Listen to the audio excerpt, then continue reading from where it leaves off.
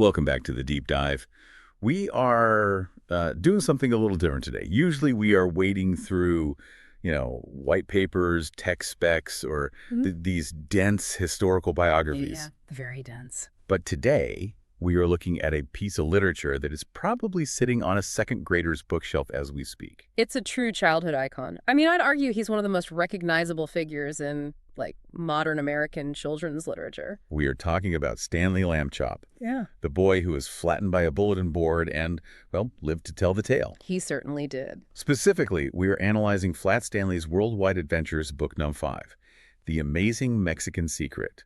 And before you tune out thinking this is just some bedtime story recap, I Yeah. want to be really clear about our mission here. Right. We are taking this text, which was created by Jeff Brown and written by Josh Greenhut, and we're treating it as a serious cultural artifact. Because when Right. you actually strip away the illustrations and the big font, you find this surprisingly dense narrative about the hero's journey, the physics of aerodynamics, the ethics of culinary appropriation, and a philosophical lesson that is. I mean, it's genuinely profound. It's so much heavier than I expected going in.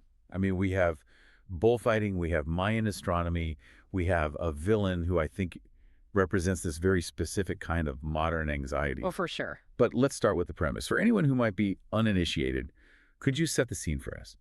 How does a regular kid become an envelope-sized international traveler? Well, the inciting incident for the whole franchise is a furniture accident. A huge bulletin board just falls on Stanley while he's sleeping. Which in any other book is a tragedy. Exactly. It's a tragedy. But in this universe, it's an evolution. He becomes half an inch thick. He basically defies all known biology. He becomes a two-dimensional object living in a three-dimensional world. That's it, precisely. And that physical alteration becomes the engine for the entire plot. He's not just a character anymore. He's a logistical marvel. He can slide under doors. He can be used as a kite. Right.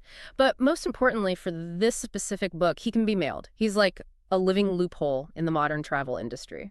Which brings us to the lamb chop kitchen. Yeah. Because the story doesn't start in Mexico. It starts with breakfast. Yeah. And I think this opening scene is actually crucial because it sets up the whole family dynamic. It really does. They're all eating huevos rancheros. And the text even takes a moment to define this, eggs on a tortilla, which is our first little clue that this book is going to be acting as a kind of cultural bridge for the reader. But the focus isn't really the eggs, is it? It's the flavor.